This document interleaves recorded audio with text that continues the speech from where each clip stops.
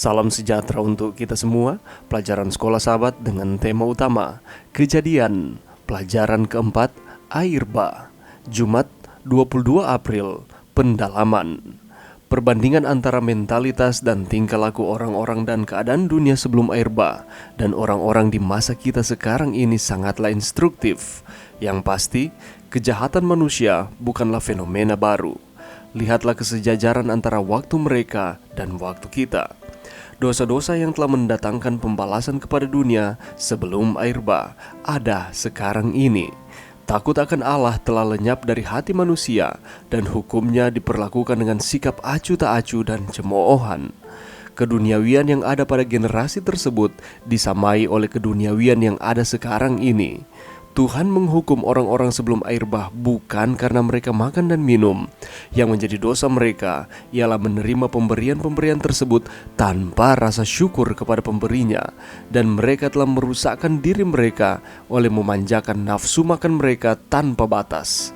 Adalah halal bagi mereka untuk menikah. Perkawinan adalah sesuatu yang telah direncanakan oleh Tuhan. Itu adalah salah satu daripada lembaga-lembaga yang pertama yang telah ditetapkan oleh Allah.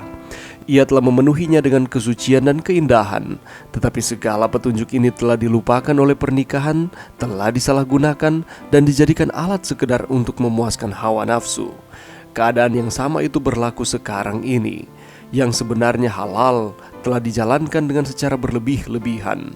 Nafsu makan dimanjakan tanpa batas. Penipuan, uang suap, pencurian merajalela tanpa ada teguran baik di kalangan orang-orang yang tinggi ataupun yang rendah kedudukannya. Surat-surat kabar dipenuhi oleh berita-berita pembunuhan. Roh kekacauan sedang merajalela di segala bangsa. Dan pemberontakan-pemberontakan yang dari waktu ke waktu menimbulkan rasa ngeri di dunia ini adalah merupakan bukti daripada api nafsu serta kejahatan yang sekali terlepas dari pengendalian akan memenuhi dunia ini dengan celaka dan kebinasaan. Gambaran yang telah diberikan oleh Ilham tentang dunia sebelum air bah melukiskan dengan sangat tepat tentang keadaan yang segera akan terjadi kepada masyarakat modern sekarang ini. Sekarang ini, di dalam abad ini, dan di dalam negara-negara yang mengaku Kristen, terdapat kejahatan-kejahatan yang tiap hari dilakukan sehebat seperti kejahatan-kejahatan untuk mana orang-orang berdosa pada zaman dahulu kala telah dibinasakan.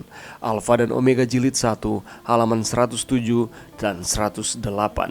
Pelajaran yang bisa kita dapatkan pada saat ini dan merupakan rangkuman sepanjang minggu ini.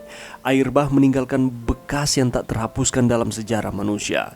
Banyak budaya yang berbeda menyimpan catatan-catatan peristiwa bersejarah ini. Contohnya di Cina, Sumeria, India. Dan ini bukan hanya di tempat-tempat lokal saja, tetapi secara menyeluruh menyatakan bahwa peristiwa ini benar-benar terjadi.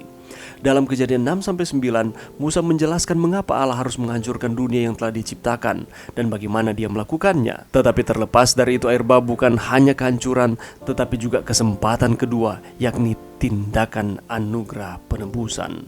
Allah menyuruh untuk mempersiapkan bahtera. Dia sampaikan itu kepada Nuh oleh karena tidak lama lagi ia akan memusnahkan dunia ini dengan air bah. Dia memilih Nuh untuk memperingatkan semua orang dan menawarkan sarana keselamatan, yakni harus masuk ke dalam bahtera.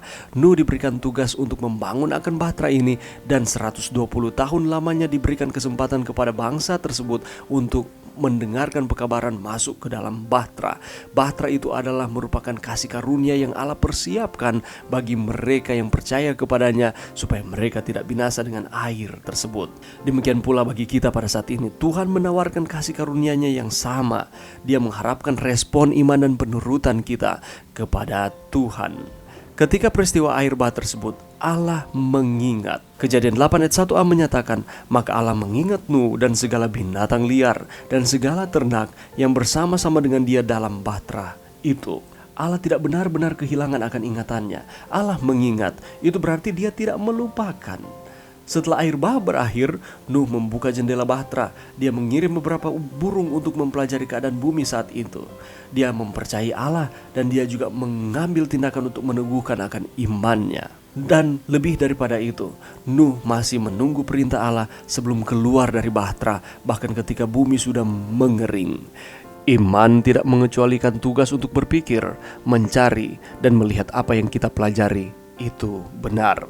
Tetapi meskipun dia tahu aman untuk pergi, Nuh masih mengandalkan Tuhan dan menunggu signal Tuhan sebelum keluar dari bahtera. Dia menunggu dengan sabar di dalam bahtera. Dan janganlah kita lupa ketika kita membaca dalam Kejadian pasal 6, Allah membuat perjanjiannya dengan Nuh, yakni bangun bahtera dan aku akan menyelamatkanmu dari air bah. Ini adalah perjanjian yang sama yang dibuat Allah dengan kita pada saat ini. Percayalah kepada Tuhan Yesus Kristus dan engkau akan selamat. Kita boleh lihat itu di dalam Kisah Para Rasul 16 ayat 31. Dan Allah menggenapi perjanjiannya dan Nuh merespon dengan tindakan syukur, suatu korban bakaran. Allah menyelamatkan Nuh dan keluarganya dari bencana air bah. Dan apabila kita membaca dalam Kejadian 9 ayat 11, di sana dikatakan bahwa maka kuadakan perjanjianku dengan kamu bahwa sejak ini tidak ada lagi yang hidup yang akan dilenyapkan oleh air bah lagi, dan tidak akan ada lagi air bah untuk memusnahkan bumi. Dan apakah tanda dari perjanjian tersebut? Ialah busur yang ditempatkan di langit. Dengan kata lain, pelangi. Allah memberikan manusia kesempatan kedua, yakni ciptaan baru. Dan dia juga berkomitmen untuk melestarikan kehidupan di bumi ini. Sebagaimana ketika ia telah selesai menciptakan langit dan bumi, dia memberikan tanda, yakni hari Sabat. Tidakkah kita mengasihi Tuhan oleh karena kebaikannya di dalam kehidupan kita? Mari berdoa. Terima kasih Tuhan atas firman-Mu sepanjang minggu ini. Lewat pelajaran air bah dapat memberikan pelajaran bagi kami untuk kami terus beriman kepada Tuhan. Terima kasih atas kasih karunia yang Tuhan berikan, keselamatan yang Tuhan berikan bagi kami. Bantu kami untuk kami terus setia kepada Tuhan.